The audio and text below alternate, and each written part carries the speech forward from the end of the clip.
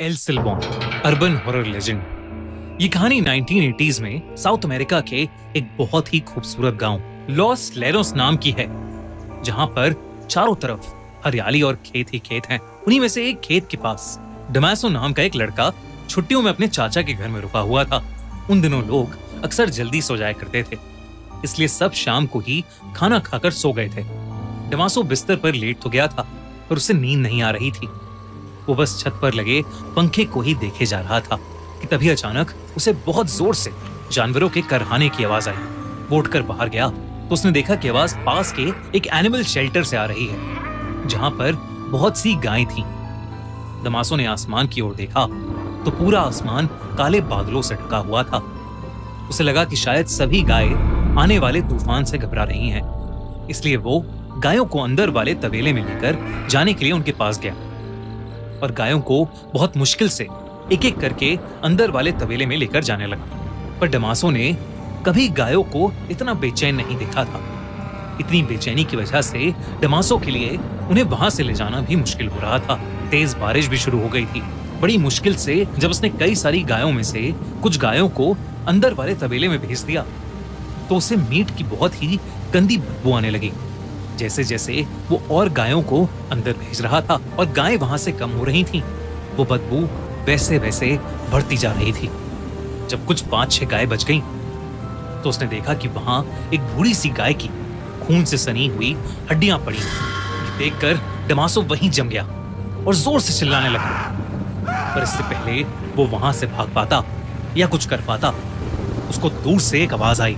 तेज बारिश के बीच वो मीलों से आती हुई आवाज इतनी भयानक थी कि उसे सुनकर डमासो की रूह कांप गई और उसे सुनते ही डमासो समझ गया कि वो आज मरने वाला है, क्योंकि वो आवाज एल सिल्बॉन की सीटी की थी, जिसका मतलब था कि एल सिल्बॉन उसके पास आ रहा है।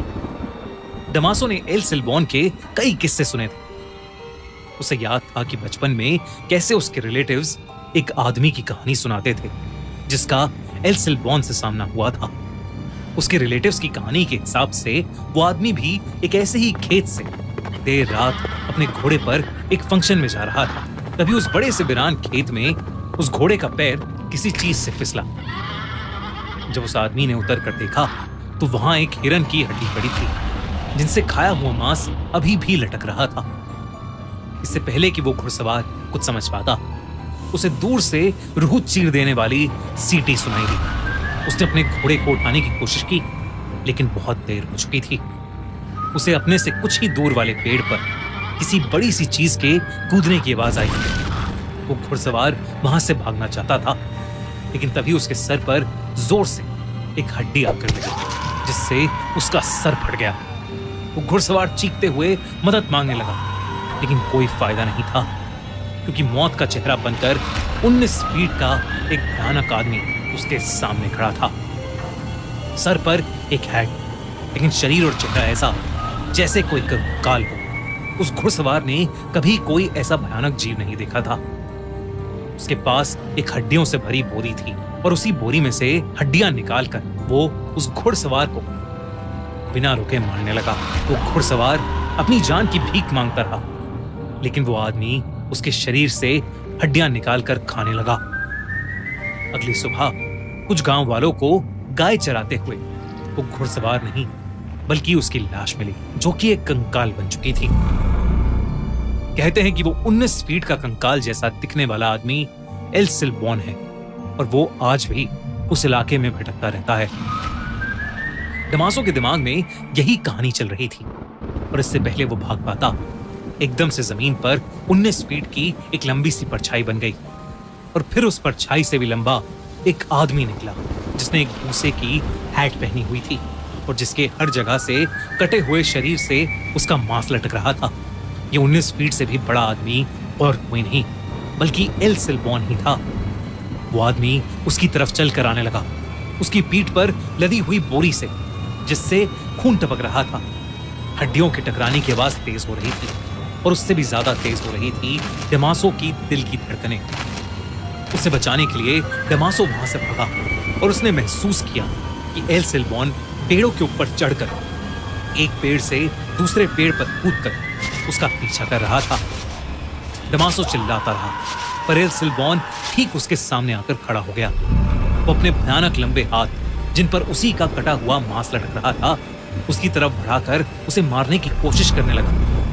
तभी एक कुत्ते के भौंकने की आवाज आई, जिसे सुनकर एल सिल्बॉन एकदम से डर से झटपटाया और हवा में कहीं गायब हो गया। जब डमासो ने देखा तो वहां पर उसका पालतू कुत्ता भौंक रहा था, और जो शायद डमासो के चिल्लाने की आवाज सुनकर वहां आया था। डमासो का खुद ये मानना था कि अगर उस दिन उसका कुत्ता वहां नहीं होता तो एल सिल्बॉन के पीठ पर टंगे बैग में डमासो की भी हड्डियां होती।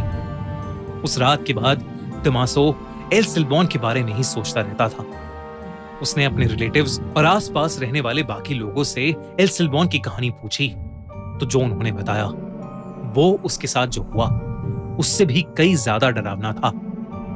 लोगों ने उसे बताया कि एल सिल्बॉन की ये कहानी बिल्कुल सच्ची थी, जिसके मुताबिक एक बिगड़ैल लड़का अपनी छोटी सी फैमिली के साथ उस इलाके में 18th सेंचुरी में रहता था।